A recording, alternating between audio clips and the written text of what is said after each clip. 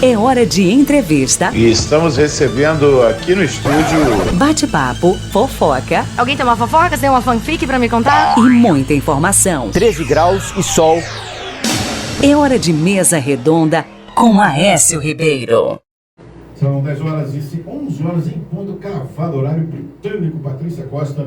Nós estamos com o nosso querido amigo Professor Messias, do Judô Clube Messias, um ícone no esporte. Patrícia Costa, a gente falava mais cedo aqui, professor Messias, sobre as pessoas que militam no esporte e estão com as crianças. A gente falou aqui do Real Mambucaba, que teve uma conquista, a Marcelinho teve aqui recente.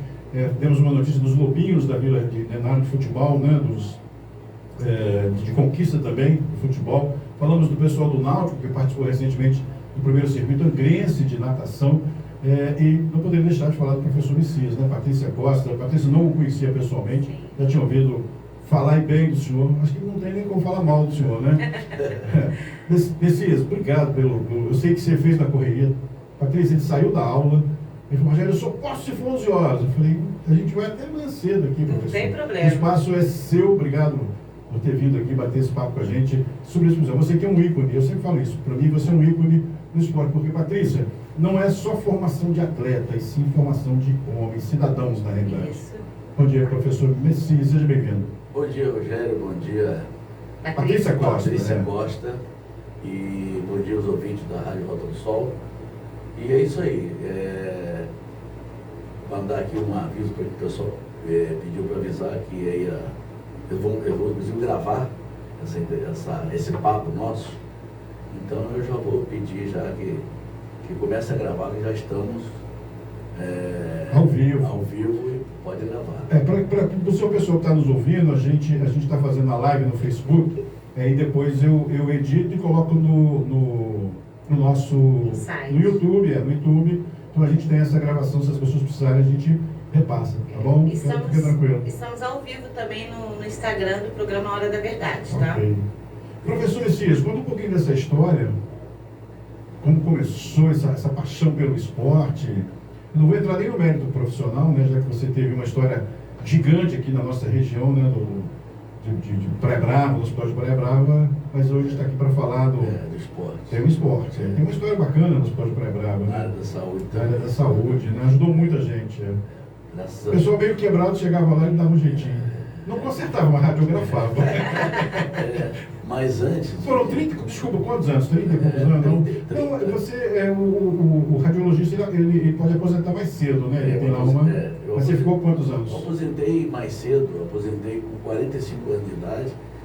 E na radiologia, na verdade, eu trabalhei 22 anos na radiologia. Mas já tinha um bom tempo na enfermagem. Eu também tenho curso de enfermagem.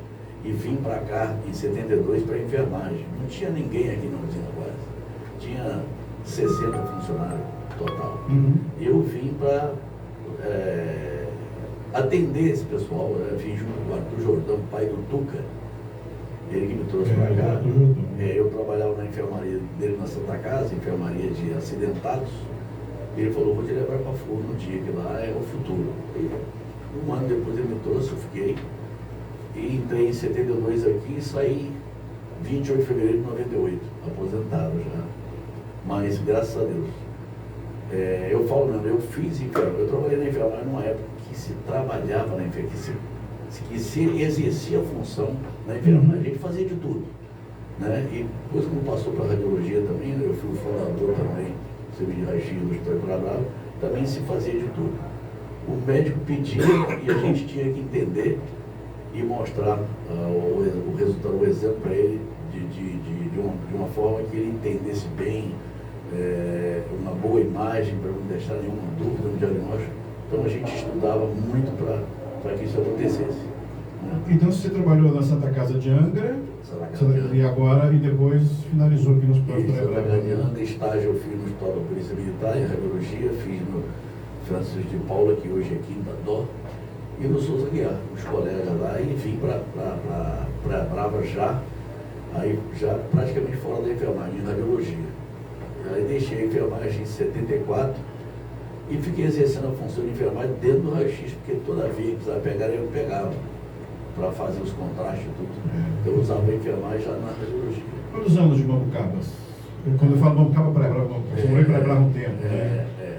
50 anos. Em fevereiro, março de 70, fevereiro de 72, nós viemos para cá.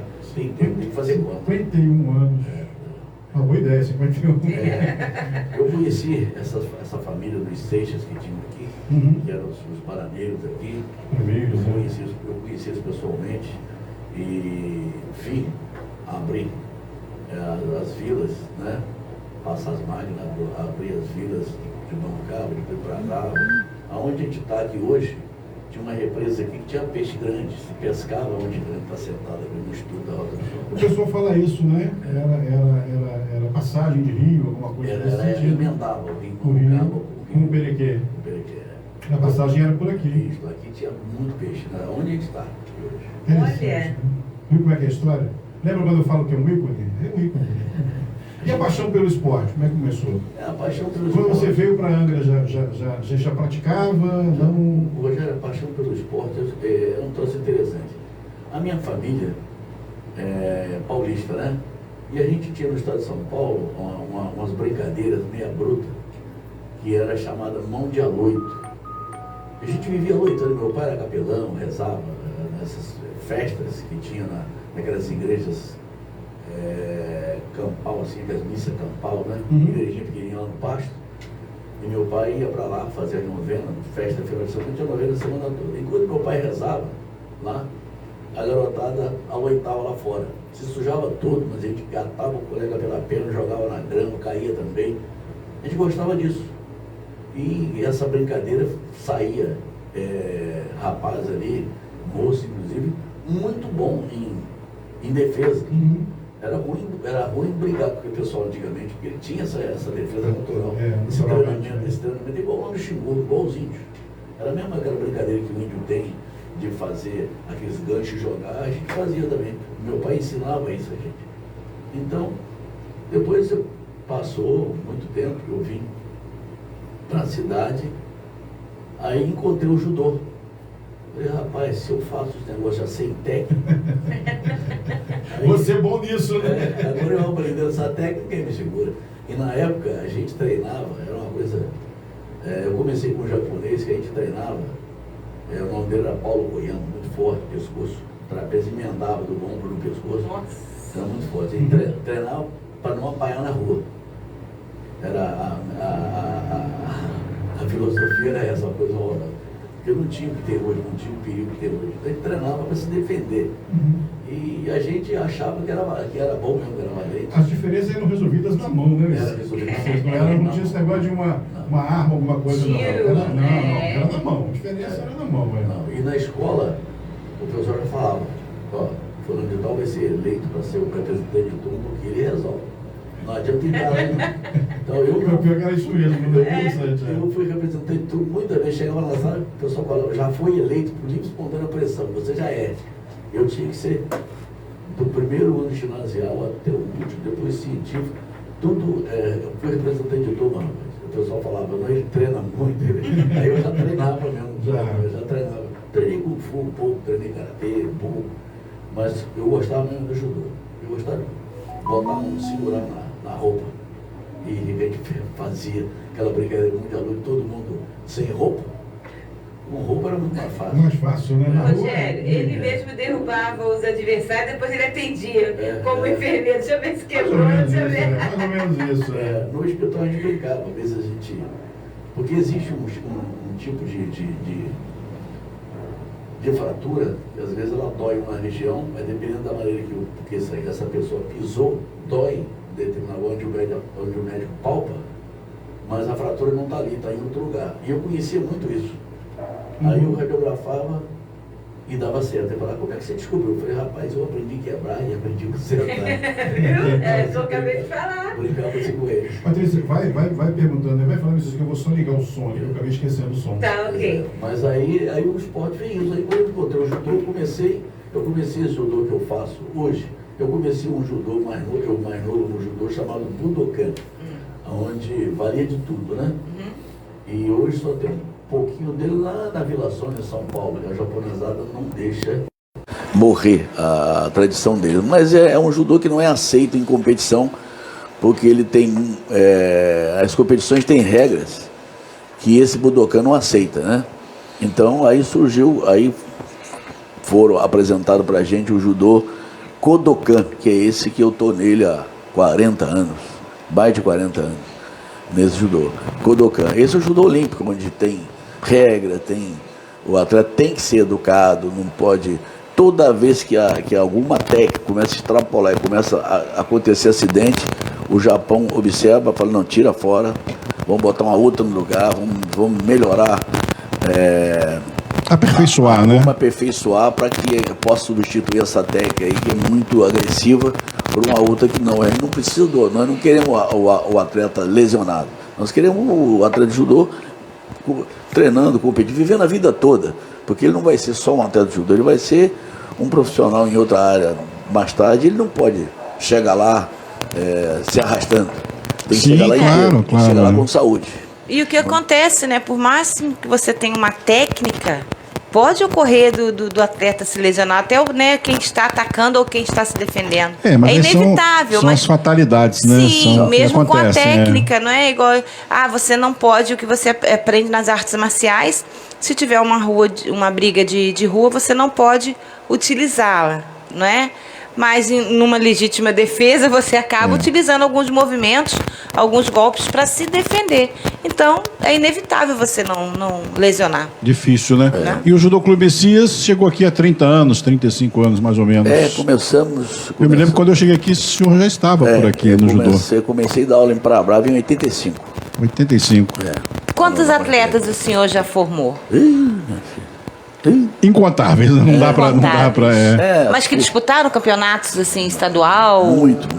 Brasileiro, internacional? Internacional, brasileiro. A Sueli mesmo, a minha aluna, disputou 2 mundiais, o Sub-21 e o Sênior. E a Copa Asiática, vice-campeão da Copa Asiática. Olha! E estadual tem uma enorme quantidade de medalhas de campeonato estadual, medalha de ouro, prata e bronze, são muitas. Em 95, talvez 95, 98, eu me lembro que eu tinha uma van, a gente ia para o Rio de Janeiro, na Gávea, você levava o pessoal acho que sábado, geralmente acho que era sábado, se não me engano, para treinar com o time do Flamengo, com as pessoas, com os atletas do Flamengo, né? Exatamente. Foi isso, volta de 90, eu me lembro que eu tinha isso em 95. Foi no tempo... Nós fomos em algumas competições juntos, foi no tempo do Marcelo Alencar.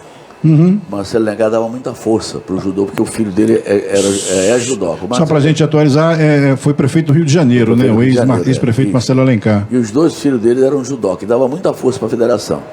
Então o Marcelo, ele colaborava muito para que o pessoal do interior fosse para a cidade praticar. E eu tinha alguns atletas já selecionados, fazia parte da seleção carioca de judô e tinha que treinar. A recomendação da federação é que treinasse num clube grande onde tivesse atleta do nível deles e até mais alto. Então eu levava para o clube do Flamengo para treinar com a rapaziada lá, que era só a molecada escolhida, né? Aí o meu aí era Tarek, era o Charlinho, filho do Natalício, era a Marcela, filho do Valquí, a minha filha. Sei que tive uma turma grande, uma turminha boa que treinava lá, que chegava no campeonato e arrepiava. A Marcela não é desse tempo, a Marcela é bem mais nova. Mais nova, né? A Marcela nasceu em 97. Essa turma é mais antiga. São todo mundo formado hoje. E você falou dos seus atletas que competiram aí nos mundiais, mas representando o estado, representando... Como é que a Sueli competiu no campeonato. Não, a Sueli não conseguiu competir. Ela representou o Brasil na Copa Asiática. Ok. Mas aí Então fez parte da seleção brasileira que disputou o Mundial. Ok. A Copa Asiática. Sim, claro, se é Mundial vai pela seleção, né? Aí o Mundial tinha uma outra menina na categoria dela que estava já classificada, e tinha um amigo dela lá no Líbano, um colega dela no Líbano. E o colega dela falou: Sueli, tem uma vaga aqui para você, o peso seu, e precisa de você. Eu posso ir até o Brasil e a gente acertar a sua documentação, você vir para cá? Aí ele veio para o Brasil, aí tiraram o documento de dupla cidadania, e ela foi para o Líbano, ela disputou esses 2 mundiais pelo Líbano. Ah, bacana. Depois... E oriunda do seu judô. Daqui. É filha da Sueli. Sim, tá. Sueli é vizinha do Aécio Ribeiro, ali na travessa... Filho da Sueli. Não vou lembrar o nome daqui na travessa. Travessa Salgueiro. Salgueiro, na travessa Salgueiro, é. Hoje a Sueli... eu lembro da Sueli, ela competia bem, né? A Sueli é muito boa. Aí eu levei ela pro Fluminense. Fluminense, ela fez essas façanhas todas. Depois, hoje em dia, ela está no Flamengo. Bacana. Compete pelo Flamengo. Mora no Rio de Janeiro. Mora no Rio, compete pelo Flamengo. Bacana. Se formou em educação física, fez licenciatura, agora está lá, vai fazer agora o bacharelado para abrir mais, melhorar os conhecimentos. Bacana. A minha meta é essa, eu ter notícias mais tarde que aluno meu, né? Ou seja, se formou em adquiriu alguma profissão através, ou nível técnico, ou nível superior, mas não ficou só no judô. O judô ajudou ele ser alguém diferente. Se eu estiver enganado, talvez não tenha sido você, mas existia assim, não um condicionamento, uma condição, mas os seus alunos precisam estar estudando, as notinhas legais, é mais ou menos isso? Ou eu tô viajando aqui? Não, né? Os meus alunos, eu tenho lá eu estou com... Sempre que tem esse projeto, agora lancei de novo o projeto, são 10 vagas gratuitas para o aluno praticar. Ele arruma o judô que vai para lá e ficha na academia e pratica. Só tem 8 agora, porque 2 já foram ocupadas. Eu cobro muito desses alunos escola, porque para estar fazendo um trabalho gratuito comigo tem que estudar. Quem paga, eu cobro também, eu preciso cobrar.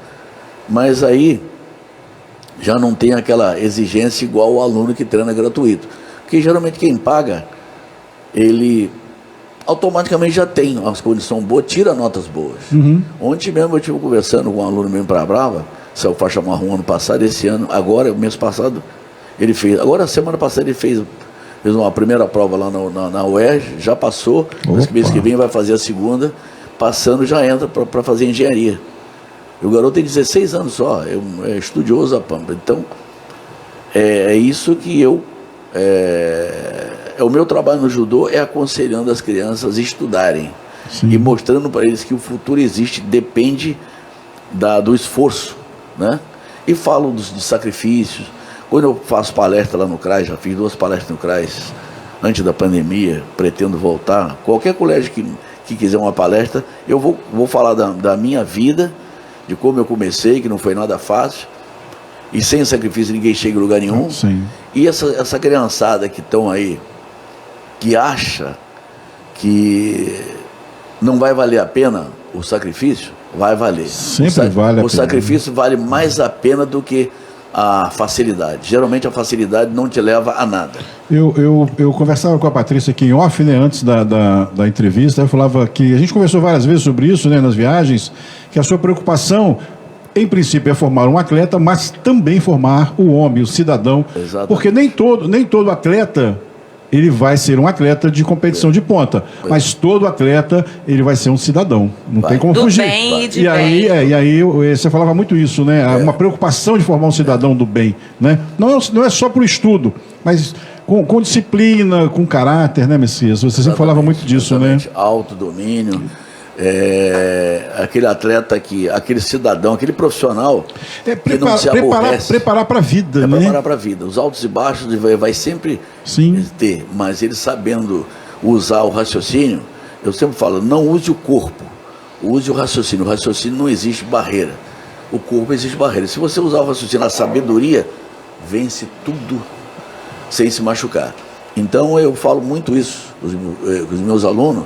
E quando eu faço minhas palestras, eu falo também isso dos meninos. Que é importante que não dê assim, não faça corpo mole para as dificuldades. Todo mundo tem, até o mais endinheirado tem dificuldade. E muita preocupação, às vezes mais do que o garoto humilde. O garoto humilde só tem a dificuldade de chegar até o colégio, às vezes uma alimentação não está tão adequada, né? Mas ele tem uma cabeça muito mais tranquila do que um cara muito rico, que a gente tem experiência disso, Sim, claro. Já aconteceu do meu lado esse tipo de... A gente tem isso aí palpável ali, de pessoas muito ricas, muito mal de saúde, por dar importância só ao dinheiro, nunca fez nada, nunca fez bem para ninguém, nunca, enfim. Então eu ensino meus alunos se não puder ajudar, também não atrapalhar e se transformar em grandes cidadãos, que o mundo precisa disso. Precisa de pessoas do bem, né? Como é que funciona, o Messias, assim? Como é que eu vou explicar para você? Você vai para uma competição, você leva 10 atletas, 5 ganham medalha, 5 não. Como é que você trabalha isso, né? Psicológico. Tem que ter todo um preparo para isso também, né? Quando sai que cria uma frustração, porque todo mundo que vai competir vai achando que vai ganhar, né? Natural isso, né? Senão nem iria, mas você precisa trabalhar isso, né? Quando sai do judô clube, eu já falo, eu posso levar você, fulano, mas você ainda não está preparado. Você pode até chegar na medalha, mas vai ser um pouco mais difícil do que ele. Ele está mais tempo aqui, ele tem mais treinamento, tempo de treino que você, é mais técnico, às vezes o coleguinha é mais raçudo, porque não chega na medalha um garoto assim mais light. Então, mas eu quero levar você para você entender as dificuldades que existem, e você voltar com mais estimulado a treinar. Não quero que você perca o estímulo, volte mais estimulado a treinar. Essa barreira não vai ser só nessa competição, essa barreira vai ser na sua vida mais tarde. Então você desistindo com muita facilidade, você não vai, né, caminhar, só vai pisar em espinho. Você nunca vai ter um caminho sem espinho para você andar. Então você precisa participar dessa competição, vai perder, ou pode ganhar, mas vai perder, vai já com essa... Eu não vou cobrar de você nunca uma medalha.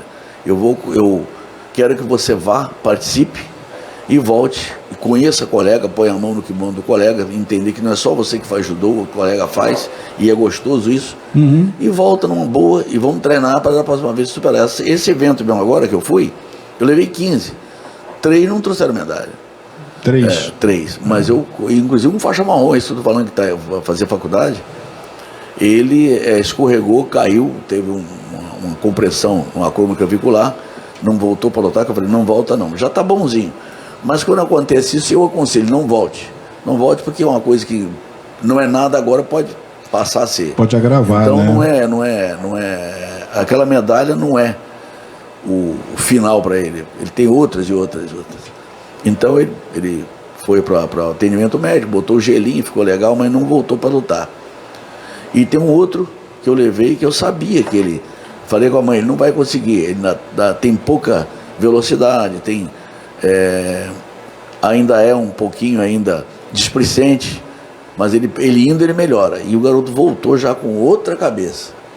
E não desistiu. E eu converso muito, o psicólogo sou eu mesmo, que falo com eles.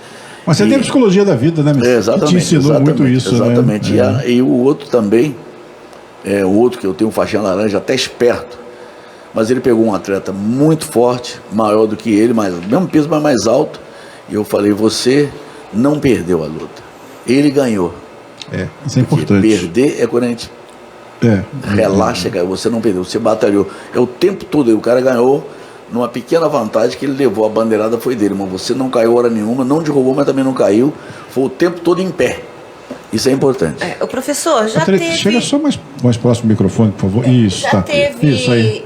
Teve alguma mãe, algum pai, algum responsável que notou a mudança da criança após começar a fazer o esporte? Porque às vezes a criança é meia dispersa ou é rebelde demais, não é? E o esporte acaba trazendo essa disciplina, essa, digamos, calmaria, né? Vai ficando mais centrado. Já aconteceu? O judô, então, é disciplina pura, né? De pai, mãe ou responsável falar isso para o senhor da mudança da criança?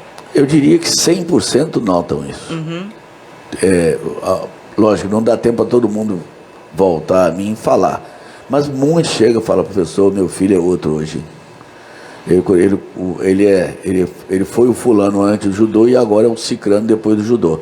Porque o aluno chega na academia, Rogério, ele não sabe dar uma cambada, ele não conhece ele. Ele não sabe, ele não conhece, não sabe o potencial, o potencial que ele né? pode fazer, o que o corpo dele pode fazer. Ele chega na academia, ele não sabe dar uma cabalhota, ele não sabe se arrastar, sabe fazer rastejamento, ele não sabe andar nos 4 apoios, ele não sabe trotar. Ele nunca foi treinado, ele não sabe trotar olhando para frente, cabeça em pé, olhando para frente, cervical retinha, que é o correto. Você não pode trotar, o tatame não tem obstáculo nenhum, não vai enroscar em nada. Ele não pode trotar olhando para baixo, é uma postura ruim. Então ele tem que trotar, é o peito empinado do militar, olhando para frente. Entendi. E o judoca é assim, então eu oriento muito isso. E onde eu dou aula ali, para Bravo já não tem, porque a sala é forrada assim, não dá para eu colocar. Mas eu na academia, aqui no meu centro de treinamento, eu coloquei cordas. Então os meus alunos trabalham muito com cordas. Eles saem, eles têm um tempo caminhando, quando passa perto de cada corda, ele bota as 2 mãos, dá uma pendurada, desce, passa para outra, pendurada, passa para outra. Depois tem o trote. Ele no trote, ele bate a mão nessa corda, balança e salta lá perto da outra. E aí balança aquela, salta lá perto da outra. Então, se esse garoto tem uma deformação, uma má formação em alguma região, em algum dos ombros, ou trapézio, ou, enfim, escápula, que a gente sabe que o ser humano, geralmente ele cresce, às vezes mais um lado que o outro, na idade adulta que vai acertar. E ele fazendo um esporte que ele trabalha bastante, pendurado, ele já vai acertar legal. Esse legal crescimento. Isso, né? Ele novo já vai estar certinho. Não precisa esperar a fase adulta, né? Não precisa esperar. Criança, por exemplo, que teve bronquite, tem aquele peitinho de pombo. Criança que teve muitas crises de bronquite, tem aquele peitinho de pombo externo afunda e os 2 plexos ficam um pouco mais salientes. Então ele faz o rastejamento no judô que ele acerta tudo. Legal. Ele rastejando, aí o plexo dele, aquilo vem para fora, ele fica um plexo certinho. E não precisa.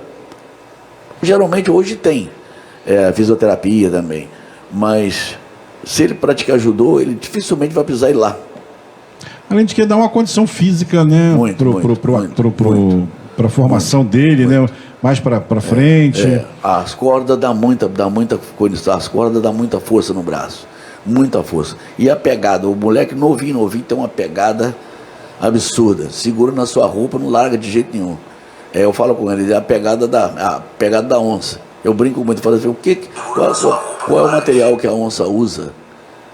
Qual é a arma que a onça usa para pegar as suas presas? É as mãos. Então, o que o judoca usa para pegar na roupa do seu parceiro? As mãos. Então vamos ter dedos fortes. Vamos esquecer o celular e ter dedos fortes.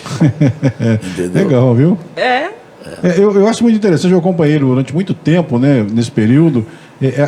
A preocupação com a formação, né? Exatamente. De todos os sentidos. E não só de fazer atletas vencedores, porque, como a gente falou aqui, você não vai ganhar todas as lutas. Sim. Então, é importante saber perder, né? Como alguém comentou aqui, diferente do futebol, né? Acho que você mesmo, que a pessoa não sabe perder, porque é competição e tal. No judô ali, você não vê. Nas competições, eu pelo menos observava isso, e às vezes assisto algumas competições de judô. Claro que existe uma frustração. Quando você chega numa final e perde, é natural que você fique frustrado quando perde, né? Mas não é aquela decepção nem revolta, né? De jeito nenhum. Talvez passe por uma reavaliação, aonde eu errei, né? Como você mesmo falou. Acho que a grande mentalidade é o seguinte, não fui eu que perdi, mas foi o meu companheiro que ganhou. Aí nós temos que nos curvar diante dele e parabenizá-lo por aquela vitória. Todo atleta de judô, quando leva o impom, que era para ele sair chorando ou sair bravo, ele levanta e cumprimenta, se posiciona, né, na frente do seu colega e se curva um para o outro ali e agradece por tê-lo feito uma luta bonita, por ter aquele colega para lutar com ele, porque sem aquele colega ele também não poderia estar ali, não estaria. Não competiria?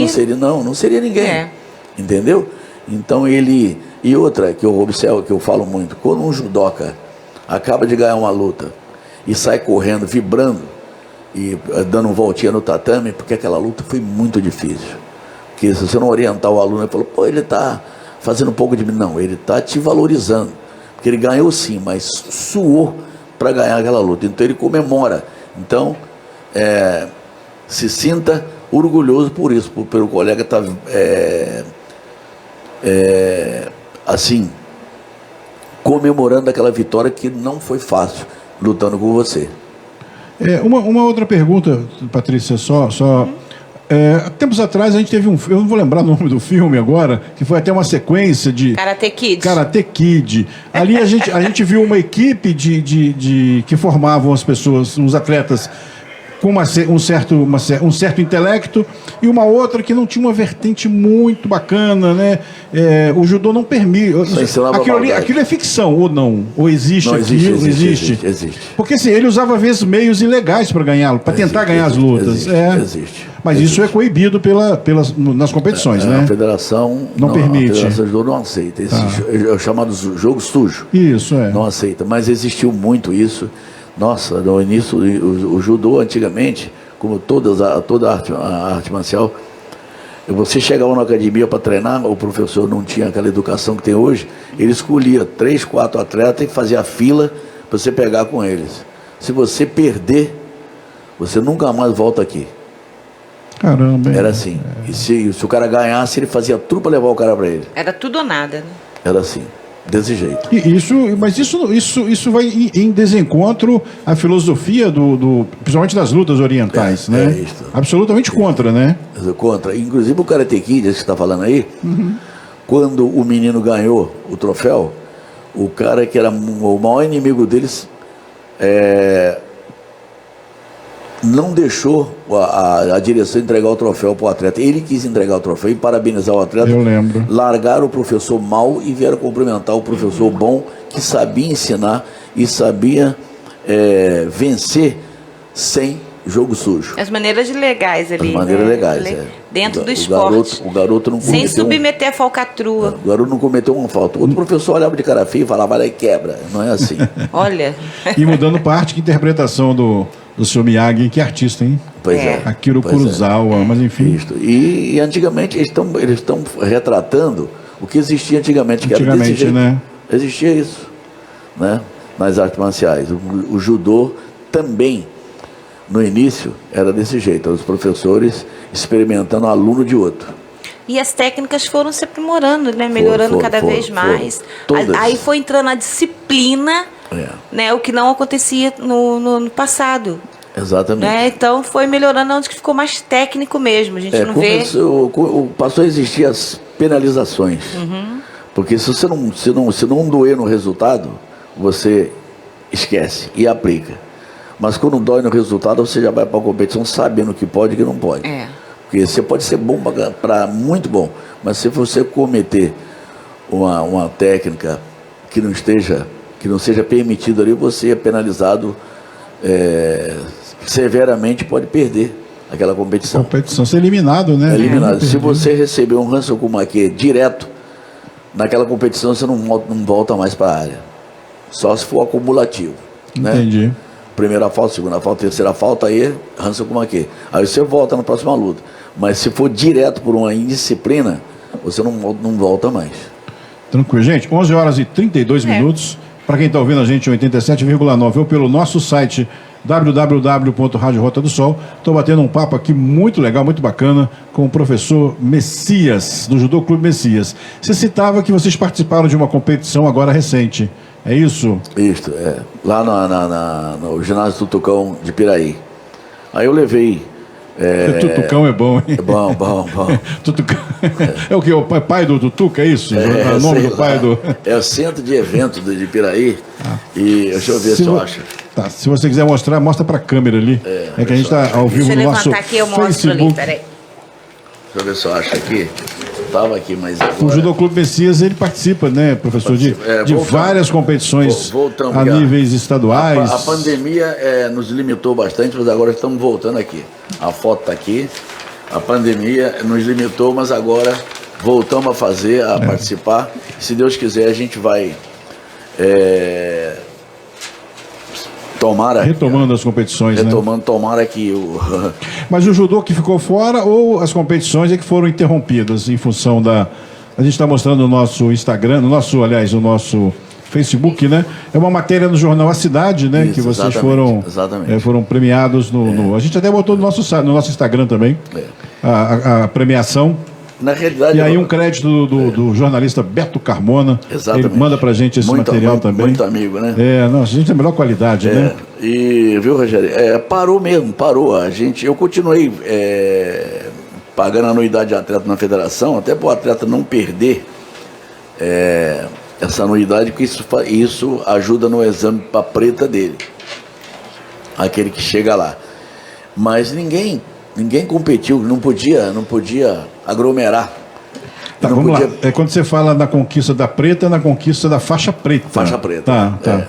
O cara, na academia a gente promove o aluno até faixa marrom. Da faixa marrom, depois a preta, aí é curso feito pela Federação de Judô do Estado do Rio de Janeiro e administrado pela Confederação Brasileira. Só essas duas entidades podem outorgar a faixa preta para o atleta de judô. Ah, tá. Eu não sabia desse detalhe. Eu achei que o próprio judô... A própria academia. A própria academia não pode. Tá. O taekwondo, assim, o professor promove faixa preta, o jiu-jitsu também o professor promove. O karatê eu não sei, mas promove também, eu não sei. O judô não pode. O judô não. O judô só a Confederação Brasileira pode outorgar a faixa preta depois de cursos o ano todo, muitas palestras, provas teóricas e orientando aquele atleta, se ele quer ser um professor, ele tem um tipo de orientação, se ele ainda é um competidor, tem outro tipo de orientação, para que eles venham depois para as academias da aula, mas de maneira educada e com uma boa didática já adquirida ali. E ele, para abrir uma academia para ele precisa de uma autorização da confederação, ou ele pode abrir, ele precisa de faixa preta? Não, ele tem que ser faixa preta. Ele pode abrir academia assim para ele. Agora, ele como primeiro dan, segundo, ele pode abrir academia. Ele só não pode assinar nada para mandar para a federação. Ele tem que ter um mestre dele acima, de terceiro dan em diante. Ok. Entendeu? Eu tenho aqui, o ano passado mesmo, eu fiz o Hudson Prado, segundo dan, e fiz um outro aluno meu que é de Angra, faixa marrom, primeiro dan, faixa preta, primeiro dan. E o Hudson ainda está vinculado a mim. Os alunos dele, quando tiver de ir para a federação, quem tem que assinar a ficha sou eu. Ok. O Hugo a mesma coisa. Até eles virarem terceiro dan e abrir uma academia para eles, porque enquanto tiver vinculado a minha, eu que tenho que assinar.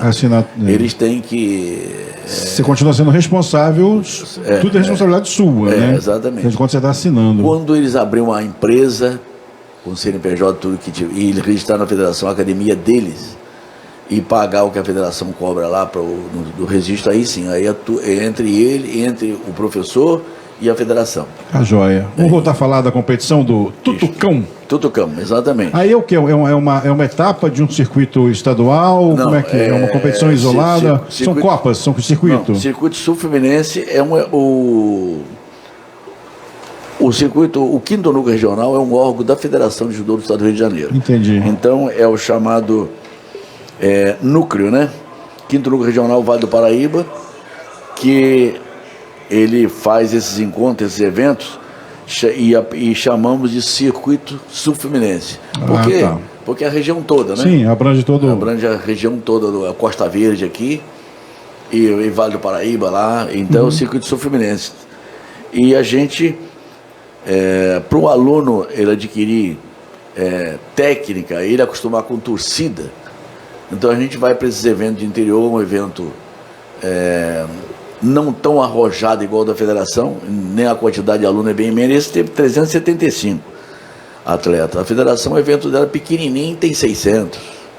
Entendi. Tem 700. Então o ginásio fica o aluno que não passou por aqui primeiro, ele fica com medo. Ele treme as pernas. Então a gente vai para o interior para ele acostumando com torcida e acostumando a ganhar e perder, para quando chegar na federação ele não sentir tanto. E à medida que ele vai para as competições da federação, as lutas são mais difíceis. São mais difíceis. São atletas mais qualificados, né? Vai. A gente, por exemplo, a federação tem o circuito Hajime, que é a 2ª divisão do judô. Então, os campeões dali, se eu levar, por exemplo, o circuito Hajime, esse ano, eu não levei ainda, não. Eu nem tenho aluno para levar, mas levar esse ano no circuito Hajime, e o aluno meu sair campeão 2 vezes do circuito Regimê, ele não pode mais participar da terceira etapa. Ele está classificado, na federação já não deixa mais, ele tem agora para o estadual alto rendimento, que é funilado a pampa, só tem a nata. Só top. Só top. E aí, ele é campeão estadual. Por exemplo, vai para o campeonato estadual e sai campeão. Aí ele está classificado para disputar aquele brasileiro regional, que são três estados fazendo. Sai do brasileiro regional, campeão, ele está classificado para participar de uma seletiva para o sul-americano. Ainda não é nem brasileirão, não. Sul-americano.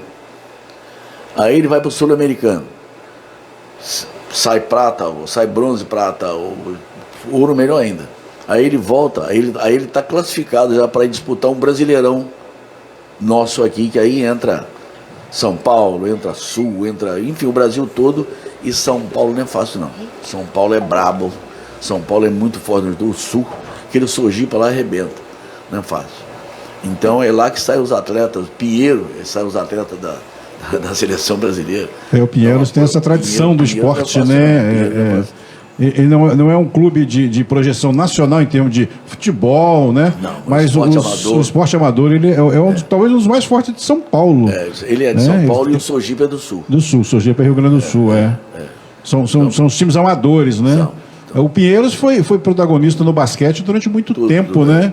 Vôlei também, se não me engano. Esporte grandes atletas de vôlei nacional surgiram no Esporte Clube Pinheiro, que foram pro Francana depois, mas surgiu lá. Também. Nessa Copa Piraí você teve medalhas de ouro, a gente até botou no nosso site. 5 meninos, é isso? O Ivan Marques, o Breno Nunes, o Marcelo Gomes, o Nicolas de Mariano e o Gabriel Marques. Esses foram medalha de ouro. A mãe do Nicolas, quando levou o jornal lá na academia falar comigo, meu filho não tem de Mariano, não. Meu filho é Nicolas Mariano. Eu republiquei o que eu recebi. Então, o Nicolas, desculpa, como é que chama a mamãe dele? Rapaz. Não sabe. A mamãe do Nicolas é Nicolas Mariano, viu? O nome dele é engraçado. É Nicolas Mariano Chiapeta. Chiapeta? Chiapeta. Eu conheço uma família Chiapeta, que é a Karen... Mas não é a mãe dele, não. Não, daqui. Não. Então, a mãe é química, o pai é químico na usina, e o garotinho ajudou comigo lá. Então é o Nicolas Mariano, não o Nicolas de Mariano. Professor, em média E tive prata também com a Luísa Ramos, aqui, filha daqui do Parque Bambucaba. Luísa Ramos, medalha de prata. Isto. Tive bronze com o Breno, com o Enzo. O Enzo foi ouro também. O Enzo. O professor, deixa eu falar uma pergunta aqui, depois eu vou fazer uma pergunta para a gente relaxar. O que é mais difícil lidar, com o atleta ou com os pais passionais torcedores? Os pais ainda tem que... brincadeira, tá, gente? É verdade, né? Os pais ainda tem que aconselhar para não infartar. Eu acompanhei vários. Porque olha, o que eles correm na arquibancada para não viver. Porque faz isso, golpe assim, pega. Ele vê o filho nessa área aqui, tem um punhado ali, aquele grupinho ali. Então ele acha que o filho dele está na área B, ele acha que o filho vai competir na área B.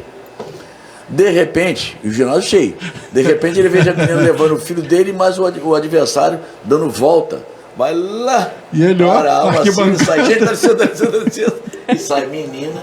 É o desespero. Tem pai que transpira muito mais do que o filho está lá embaixo. Os pais ficam desesperados. Não, é hilário. Você vê na torcida. Ô, professor, em média, a partir de que idade que a criança começa a competir e existe uma faixa etária para se encerrar, assim, por uma determinação da confederação, ou o próprio atleta que chega e fala, não, está na hora de eu aposentar? É o chamado veterano, né? Às vezes o atleta, e também a profissão, às vezes o atleta ele adquire uma determinada, por exemplo, Angra do Reis, aqui na Praia Brava tem um médico aqui, que foi meu aluno, o Rafaelzinho, anestesista. Ele há muito tempo que ele não treina, ele virou médico, então não dá tempo. Angra do Reis tem o Renato, lá, oftalmologista, que também foi aluno, muito bom oftalmologista, também, não treina mais, mas ele tem uma saúde, ele fala comigo, Eu vou lá com a minha mulher para fazer consulta. Até a minha mulher não entra, não, senão ele nem vai me atender. O papo vai ser judô, né? Vai. Mas eu acho que a pergunta da Patrícia é o seguinte: até que idade tem competição, por exemplo? Pode competir. Existe master, existe veterano, existe tal. Tá. Existe aquele. Mas aí não são competições de alto nível, né? Talvez. O alto nível vai até que idade? Não tem. O Master tem. De alto nível. Tem Mundial Master. Tem bacana, Brasileirão, hein? tem Mundial Bacana. Master. Aí depende muito da saúde de cada um, a idade, porque o correto para ir para o Mundial Master é até os 50 anos no máximo. E tem que estar bem preparado. Depois o tempo muda. Né? Geralmente o faixa preta é 5 minutos de luta pauleira, e quando empata, começa o gol de score de baixo para cima e não tem mais tempo. Se a luta durar 1 hora depois, ele tem que estar ali. Caramba. Quando começa. O Master não, o Master é 3 minutos. E olha lá, né? Depois disso. Quando fala desfibrilador do lado, ambulância. Bala de oxigênio. A gente brinca muito na federação. Gelol, Torcilax, tudo junto. A gente brinca muito na federação quando tem campeonato nos Master, né? Hoje não tem ido mais. A gente ia, eu falava, vem cá, a empresa Ágata tá aqui. Que ar dessa, a empresa de oxigênio. É por aí. Mas sabe o que acontece, Patrícia? As lutas orientais, elas trazem pro professor Messias, por exemplo, a sapiência. E o cara, quando fica sábio, ele não luta mais. Não. Ele só ensina a luta. Ensina os golpes. Aí ele vira o mestre, ele fala, não, agora é tal. Né? E eu me lembro direitinho que quem me proibiu até de entrar em competição, um amigo meu, um professor que foi me ensinou tudo que eu sei de criança, Walter Russo, que hoje é falecido, chegou a Kodansha também, igual eu sou, e ele falou, olha, vai lutar coisa nenhuma, sai fora dessa aí, rapaz, você tem 45 anos, o pau tá comendo lá, você tem aluno para olhar, tira, não faz não, e eu escrito, não vou deixar assim não, pode voltar. Deixa o cara ganhar pro WO, você não vai não. E se você se machucar, a quantidade de alunos que você tem para tomar conta? É isso aí. Vai não. É o seu trabalho, né? Sua vida, né? Então, aí, porque muitas vezes eu trabalhei na radiologia, pegando a peça de raio-x com essa mão e ajudando com essa. O braço esquerdo levava aquela chave de braço às vezes, ou então fazia um chão muito forte. Operar de hérnia 2 vezes por causa disso. E aí, sabiamente, você virou juiz. Aí virei árbitro, já. Árbitro, né, na realidade. Árbitro, muito tempo. Sabiamente, né? 20 anos como árbitro. A nível internacional, inclusive. Exatamente. Aí, ele deixa o couro comer, só apita lá. Aí começou a minha mãe. Patrícia, diferente do futebol, geralmente os árbitros são ex-atletas ou são atletas, é isso? São ex-atletas. Então o cara que perde não tem como questionar, porque ele sabe que o cara luta melhor do que ele. Melhor do que ele. Ele conhece muito o que está fazendo ali. Exatamente. Não, eu digo o seguinte: julgou, tá julgado. O árbitro de futebol, você vai desafiar ele, porque você não sabe, o cara não briga, não joga nada. O cara é um mestre. Como é que vai desafiar? O senhor me roubou, o senhor não sei o que. O cara falou: quer lutar comigo? Brincando, claro que é uma brincadeira. Igual no UFC, exatamente. Pô, não vai. Fica quietinho aí, melhor. Você perdeu, fica tranquilo. Você lutou bem. Aceita que você dói é um bom menos. atleta. Exatamente, aceita que dói quieto, rapaz. Aqui já caiu mesmo. E você arbitrou competições internacionais, né? Você falava isso, né? Arbitrei 6 Copas internacionais e muitas seletivas, muitas e estaduais, muitos estaduais. Brasileiro de intercolegial, brasileiro brasileiro de colégios, né? Os jogos nacionais de colégios. Aí a gente é escalado para ir. Então é uma responsabilidade muito grande. Você tem que estudar muito judô, porque depois que você... Até é vergonhoso você errar, porque tem 2 caras para te corrigir, para não prejudicar o atleta. Então é melhor você acertar toda. Deu ponto, você olha assim, tá todos os 2 concordando. Você tem um juiz principal e 2 auxiliares, é isso? 2 auxiliares. Antigamente ficava uma à direita e à esquerda. Então você dá o ponto, olha para lá, o cara não se mexeu, opa, tô certo. Então toda hora você tem que estar. Basta você olhar para um, ele não se manifestou, se o outro se manifestar não vale nada, porque 2-1, a maioria, né? A maioria é a maioria que vale. Então eu fui muito tempo agora aqui, a mãe da gente. Xingado. Sofre. Olha, Mitch. Você tem que ter 2, né? Tem que ter 2. Uma que fica em casa, outra que vai pro ginásio, no caso. Mitch Rio e São Paulo. Então eu arbitrando dentro do Rio de Janeiro, lá no Maracanãzinho. Mitch Rio e São Paulo.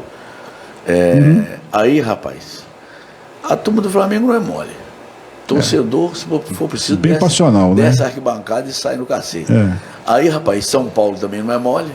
Aí ficava. O trio de arbitragem entrando assim, você escutava o Paulista falando assim, ó. Aí, seu juiz, se der empate, já sabe, é de lá, hein? Se der empate, de lá. Não quero saber. Entrando, já estava sendo recado. Já tentando subornar. Aí. Pressionar, né? Aí, se der empate, é nosso. A gente tá de olho aqui em cima. Rapaz, e a torcida quente, mais quente. Fervendo. Várias vezes a gente, em Copa Internacional também, não tem jeito. Quem perde, sente. Quem ganha, bate palma. A gente ia almoçar, aí a torcida. Professor, a gente vai almoçar junto com a gente vai almoçar. Não, perdia fome. Não. Aí, nem sai do estádio, né? Do ginásio. Aí a direção da empresa já falava, ó, do almoço, todo mundo nesse corredor aqui, pra lá nem pensar, nem pra lá. A gente não sabe a intenção do pessoal. Claro, O torcedor é passional, a gente ia né? almoçar, voltava e nem via onde a gente almoçava. Onde estava? Mas convidava. A gente paga. Ou seja, a gente paga. Paga nada. Paga, Fala, não, mas depois cobra, né? Eu perdi a fome. Não é fácil não, gente do céu. Mas o torcedor é passional, a gente... É sim. Eu estava vendo agora cedo, né? O Vasco, quando perdeu do Flamengo, tomou ali os torcedores estavam atirando para dentro do estádio de São Januário, né? Sim, então... terrível. E o pior é que eles têm direito, né? O judô é bastante educado, que no meio da torcida tem gente da federação e confederação chamado Tribunal de Justiça Esportiva. O pai não sabe, o torcedor nem conhece os caras, mas estão infiltrados ali dentro. E quando alguém fala um palavrão, aí quem não quer nada, aí chega até induzindo. Poxa, é mesmo? Porque aquele cara é assim, foi você que xingou? Foi eu mesmo. Aí ele já afasta por ali, ele faz uma foto, já localiza o cara e depois vai em cima do professor. Esse fulano aqui é pai de aluno seu? Pronto. Naquele evento mesmo, aquele aluno, se foi campeão, perde a medalha. É mesmo? Perde. A medalha de ouro. Ele perde a medalha como castigo e deixa de participar de um ou dois eventos para frente. E o professor leva uma chamada porque não conversou com os pais dele para torcer decentemente. Bacana essa disciplina, hein? E a gente conversa. Rígida, séria. Se põe no futebol, não vai ter ninguém campeão.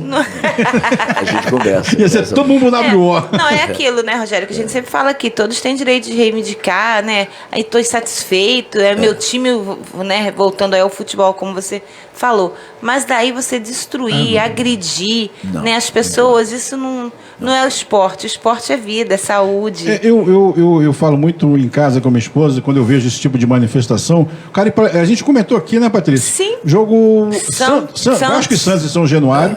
Teve um time, uns carros de São Paulo que foram presos pela rodovia com como é que chama? Várias toras de madeira, rojões e arma. Tá louco. Messias, o cara sai de Santos, um lugar bonito, para vir para o Rio de Janeiro, outro lugar bonito, para brigar. Já vai... Ou seja, não procede, mal intencionado. É isso aí. Rogério, deixa eu falar o nome dos meus atletas fica à vontade. que estão registrados na federação esse ano.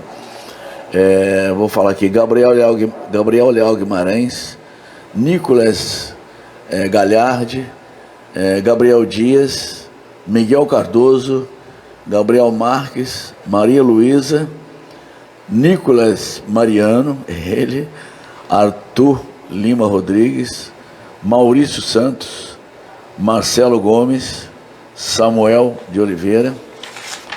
Esses atletas estão registrados na federação esse ano para disputar os eventos oficiais mesmo. E o evento do Nuga é um evento oficial. Sem registro já começa a ficar ruim de lá. Aí, eu trouxe duas listas iguais. Repetiu? Repeti, rapaz. Esses atletas são os que são registrados na federação Isto. E que podem disputar Pode. Tem as carteirinhas. Evento no Rio, a hora que estiver bem trabalhado, eu posso levar, que eles são documentados para entrar na área de luta direitinho. Registrados, estão no Zempol da Confederação. Se abrir o Zempol da Federação, a plataforma da Confederação Brasileira, vai estar o nome de todos eles lá. E quando participa de evento, também é jogado para lá tudo que aconteceu, para esse atleta ficar conhecido e ter o ranking, né? Entendi. Porque o esporte é bom que ele cobra também o rendimento escolar, então faz com que o atleta ali ele se empenhe também nos estudos, não é? Cobra sim. Isso é muito bom, muito bom. Messias, a gente está chegando o finalzinho. Já que eu não achei ali, eu vou falar daqui, que aí eu falo o nome de todo mundo. Fala, fica à vontade. Inclusive dos meus... Então vamos lá.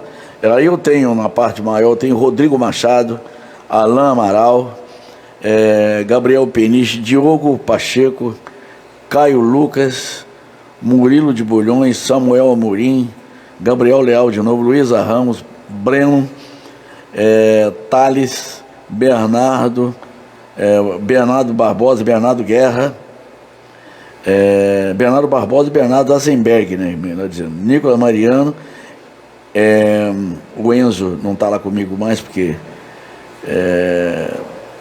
diz que está cansado. Moliro Moreira Maron acabou de sair do treino agora há pouco. Arthur Lima, Noah, que é o filho do pastor Paulo, Nicolas Porto, Miguel Cardoso, Gabriel Netério. Aliás, esse Gabriel Netério, ele acabou de ganhar domingo no Rio de Janeiro, numa competição fortíssima de jiu-jitsu do professor Robson Grace, que é falecido, e tem uma federação de jiu-jitsu do Rio, que ele é o presidente. A gente fizeram um campeonato agora domingo e o Gabriel Netério foi lá e foi campeão. Opa! Ele faz jiu-jitsu. Parabéns, Gabriel. Ele faz jiu-jitsu e faz judô comigo para jogar bem em cima, né? Então tem Maurício Sá, Érica Alves, Pedro Henrique, Matheus Vieira, Júlia, Ivan Marques, Gabriel Viana, Larissa, João Mariano, Luísa Marcondes, Maria Laura e Laura Marcondes, de novo, as gêmeas, muito parecidas uma com a outra, me dá uma confusão danada, que elas trocam de kimono, eu fico bravo pra caramba, que eu não sei quem é quem. Tem que botar uma identificação na coisinha do cabelo. Uma usa o kimono azul, outra usa o branco. Mas elas são tão levadas, de vez em quando troca o judogi. E a que eu chamo mais atenção, vem não é aquela. Aí comprei. Terrível essas meninas. É terrível. Tem 11 anos cada uma, já vai fazer. Beleza? Então aí eu tenho aqui a Rovena Pires, Natan, Isabelle, Arthur Santos, Samuel de Oliveira, Juan Massala, Pedro Massal, Marcelo Gomes, Matheus Augusto, Gabriel Dias Maia, Nicolas de Castro Rocha, Pedro Venâncio, Helena, Maria Luísa, Ana Gabriele, Gabriel Marques, que já falei lá, mas está aqui na lista, Nicolas Mariano, Maria Luísa, Bernardo, 2 garotinhos muito resolvidos, rapaz, 5 anos, que garotinho resolvido, todos os 2. Bernardo de Ângelo e Miguel Fortes, são garotinhos resolvidos. E do meu projeto, que já comecei, já tem 2 aqui, ó. Cauã e Raisla. Um casalzinho, não são irmãos não, mas que dedicação, rapaz. O garoto de projeto, a gente cobra, eles são muito dedicados, são muito. Aquele que o pai paga, às vezes, dá uma desculpa que está gripado, ele não vai. Chega mais próximo com isso. Tá.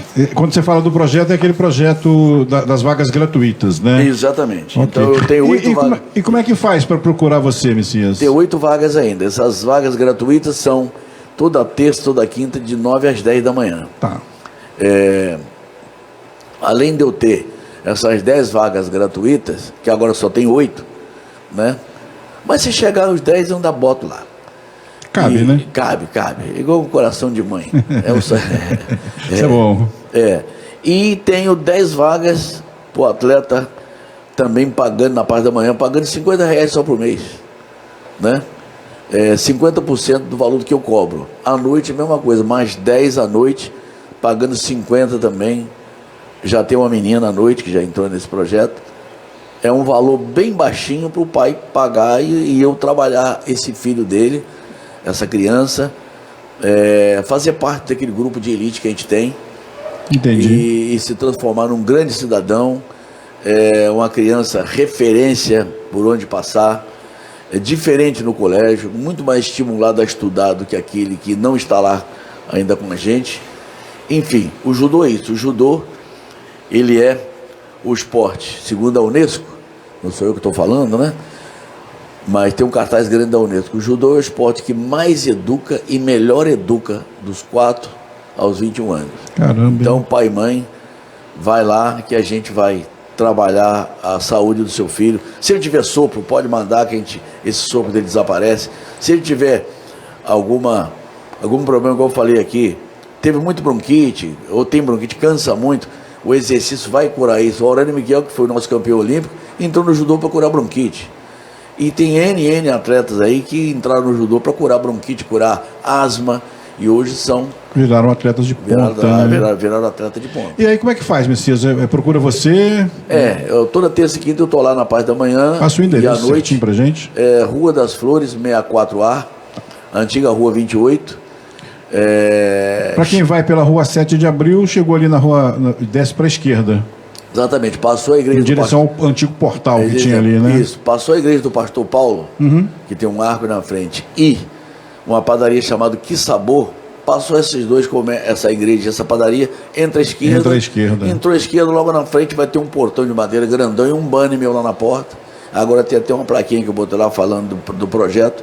Entra lá, conversa com a gente, mas eu quero que a mãe vá lá falar comigo, ou o pai. Sim, para fazer uma bicentena, para eu entender, para me contar tudo que acontece com o filho, o que o filho faz, o que não faz, qual é se ele é hiperativo, se ele é apático, se ele tem determinada patologia que eu tenho que ter um pouco mais de cuidado, se ele tem pressão alta, se ele tem colesterol alto. Uma entrevista antes, né? Exatamente para você conhecer o histórico do atleta, é uma triagem, do menino. É uma triagem, o que a gente faz no hospital. É uma triagem. Aí, junto com essa triagem, esse bate-papo que é o chamado cientificamente de absenteísmo, que a gente descobre o diagnóstico, que não vem escrito de jeito nenhum, a gente tem que conversar. Tem que conversar para descobrir, né? E a gente vai trabalhar com mais cuidado. Tá, se quiser seguir você na rede social, Judô Clube Messias, esse é o seu Instagram. Judô Clube Messias, @yahoo.com.br. Esse é o e-mail. É o e-mail. Tá. E o Judô Clube Messias no Instagram, Judô Clube Messias no Facebook. Lá tem várias postagens. Messias. A minha filha é a administradora da página. Qualquer coisa também entre em contato com ela. Aqui com a Rádio Rota do Sol agora tá... Nas horas vagas, né? É difícil, rapaz. Nas horas vagas. Nas horas ocupadas ela canta e bem, viu, Patrícia? Vamos trazer ela aqui, sim. Ela faz muito. Ela e o maridão lá, eles mandam bem, viu? O marido é o violonista dela, ele é a voz e percussão. Conhecido como Letícia Pacheco. Antigamente ela era a filha do professor Messias, agora você é o pai da Letícia Pacheco. Pai da Letícia. Mudou. Em Angra, esses tempos, estava lá no Pirata, a gente foi lá, tá, o pessoal... ele que é o pai da Letícia. Eu falei, caramba... Mudou, né? Mudou mesmo. Não é Letícia que é minha filha, não. Eu sou o pai dela. Somos nós. Pai do Gustavo. Pai do Gustavo. Gustavo Messias. Gustavo tem uma loja de informática aqui. Gustavo Henrique Pacheco da Silva. É um dos papas de TI aqui na nossa região. Exatamente. Ele é TI lá do SEM. E isso. O moleque conhece. E graças a Deus... E é bom, hein? É o que a gente deixa, é o legado que eu quero deixar. E puxou o pai, é bom tricolor, né? Rapaz. A gente sofre um pouco, depois ri um pouco, depois sofre de novo. Faz parte. Futebol é isso. Não dá pra... Nós estamos na faixa de sofrer, nós somos Marília Mendonça, sofrência. Só sofrência. E macaco também, né? Que agora você, depois de uma certa idade que tem neto, você ri de tudo. Sim. Aí é a fase do macaco. É a fase do macaco, né? Qualquer coisa é diversão. É diversão. O neto faz um monte de besteira que o filho se fizesse antigamente. A gente brigava. Não, sim. Hoje o neto faz, você acha graça. Que beleza. Mas é a fase boa. Que gracinha. Professor Messias, obrigado mais uma vez. Mesa Redonda.